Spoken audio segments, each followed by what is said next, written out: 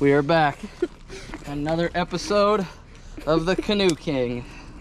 Because the boat is still broken, so we still have to keep on roughing it. So today, we are hiking back in the woods to some remote ponds, using our nice little canoe caddy deal.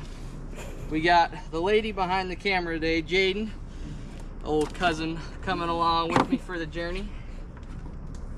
She's got to work later, but we're still gonna get some quality hours in fishing. So we got it loaded up. Hopefully a lot of topwater frogs and a lot of fluke bites coming your way. So we're gonna keep walking. Welcome back to the channel, you guys. This week's episode is a pretty special one because we're going to a place that I really love to take a canoe, but it involves about a mile trek back through the woods. So if you notice right away, I am attaching my canoe to a little canoe cart. It's got little wheels on it with a ratchet strap. That's so I can haul it super easy. But the name of this week's game is going to be slowing down and finesse fishing, which is not at all what I thought I was going to do. I thought I was going to be able to do a lot of moving baits and fun stuff. But the name of this week's game was fishing Senkos, fishing light Texas rigs, and some light flukes. We did catch a handful of fish on a frog, which was super fun, but stay tuned. There's some sweet action in this video, as well as I break down some different Texas rig tips and some Senko tips to help you guys catch more fish. So let's dive into it.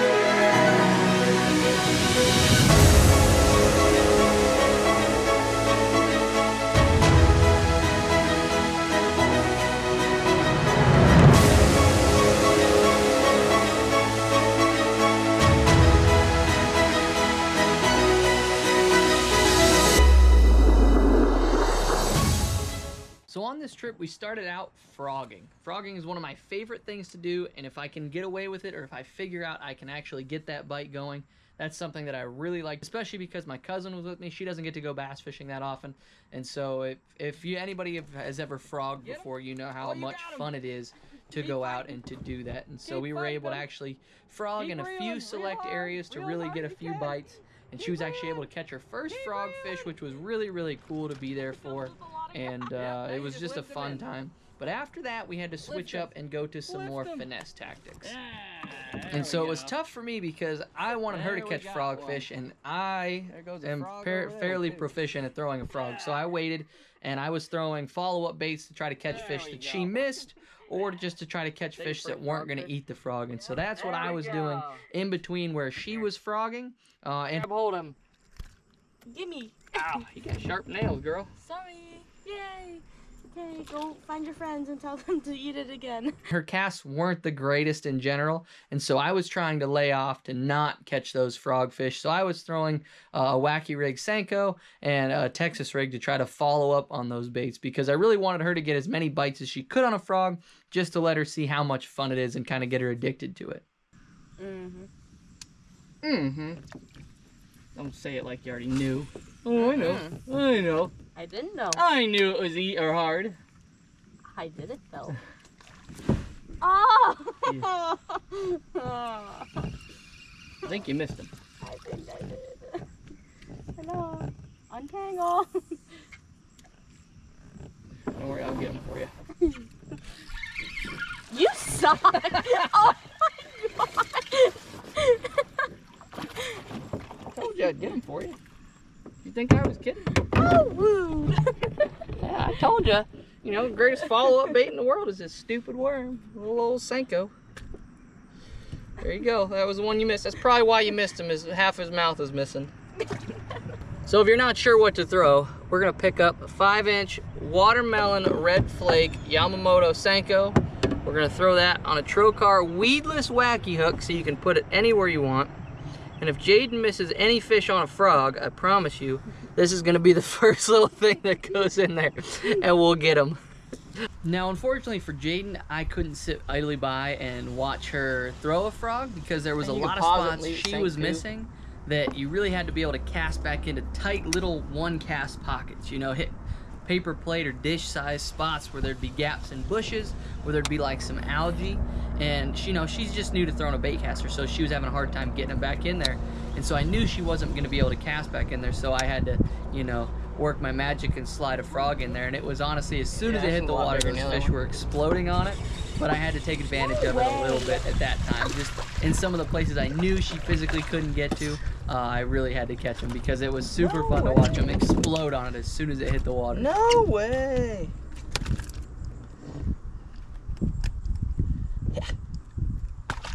Season? Yeah. I'm going over to go on like 10-mile walks every day. Oh, you missed it.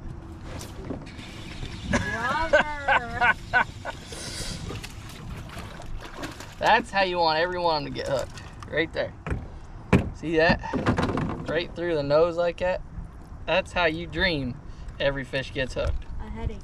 Now, after a little while, we kind of got away from areas where those fish were underneath easily accessible spots where you could get a frog for Jaden. So what I did was I ended up giving her a spinning rod with a Senko attached to it and letting her skip it along some of these bushes because she could kind of just cast it along the edge of these bushes and those fish would come out and eat it. And I followed her with a Texas rig so that way as that bait was sinking, her Senko was sinking, you know, she would catch the fish that were the most aggressive, and then I could fish with a Texas rig behind her for some of those fish that might be down on the bottom in some of the wood and in the grass that was along the bank, just to try to pick up different fish behind her. But that was just one method we were kind of doing to kind of go back and forth to try to keep catching fish, but try to catch different fish than each other were targeting. You're gonna get yourself poked.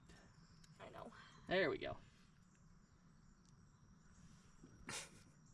I can't. You need the pliers? There we go. Look at him. There's a fish. Put him back. There we go. Nice. GoPro. How do I use this? You basically just let it sink and then twitch it. Sink? Twitch? Yep, nice little twitch. Twitch? Look at all those water bugs. There's a bunch of them there, isn't there? You suck.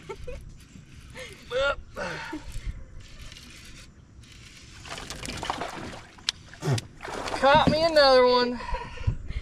It's hard being this good. I don't find you. Little Texas rig craw. A little crayfish got him. Little baby right there. So the best part about fishing a Texas rig is all you have to do is change your weight size out and you can fish it literally in any depth of water, whether you're fishing super shallow or super deep. But it's a great bait for going down the bank, especially when there's not a ton of grass, because you can cover the bottom, feel what's down there, get a super natural fall with your favorite crawfish style baits that just catches all different size fish, whether they're 4 inches long or whether they're 10 pounds. You know, they'll eat a Texas rig. And the best part is you can throw it on any beginner bait caster. Most bait casters that you get are, you know, between a 6'8" and a 7'1" medium heavy, and that's perfect for throwing a Texas rig. And you can throw it on literally any line size too, whether you're fishing 10-pound or straight braid. It all works good when you're fishing a Texas rig. So that's why I picked that up when I was going behind her, because I knew it was a fairly easy bait to throw, and I knew I'd get a ton of bites on it no matter what kind of cover I came across. You know, if there was grass, a Texas rig goes great through grass. If there's no grass, still fishes great on the bottom. So if you're not sure what to throw and you're getting to a new body of water, pick up a Texas rig and a few different size weights and you'll be good no matter what you come across. So after a short fishing trip back in these ponds, it was time to call it a day. She had work to go to, so we were pulling out. But it was a great experience to go back through there. And as always, we are going to end with the good word. But today I'm not actually going to read you a Bible verse. Today I'm going to talk about an experience and something that you need to think about if you go to church and if you're a religious person in general. And that is, not everybody looks perfect and not everybody is perfect. And I say that because most oftentimes the people that need church and need God the most are the people that don't look the part. You know, they're the people that have had it the roughest. They're the people that have been through the most. And they're the people that might be teetering on the edge. And so the last thing they need is for people to judge them right off the bat. You know, they're just looking for love and forgiveness. You know, and it's honestly what we should be offering them as Christians and as people that go to church. If somebody that you don't know comes in and they have, let's say, tattoos or a big bushy beard, or, you know, they don't look like they belong there. We all belong there. And forgiveness is what they're seeking. And so if you find yourself in a position like that where you're surrounded by people that don't look like they should be in church, that's exactly where they should be. And all you need to do is, try to get to know them a little bit, be forgiving, be kind, be loving, because that's what Jesus says is those are the things that love is, and that's what he tells us to be, because we should be more like him. And, the more people like that we can lead, the better off we are, because, again, Jesus didn't come here for the perfect people. He didn't come here for people that didn't have any sin. He came here for the people that had problems. He came here for the people that sinned. He went to bars. He hung out with tax collectors. He hung out with the people that nobody else wanted to be seen with, because he knew those were the people that needed it the most compared to the rest of the world. So think about that next time you're out there. And, God bless every single one of you guys. Thank you so much for watching. If you haven't already, be sure to hit that like and subscribe button to follow on with the content. But I hope to see you guys in the next video.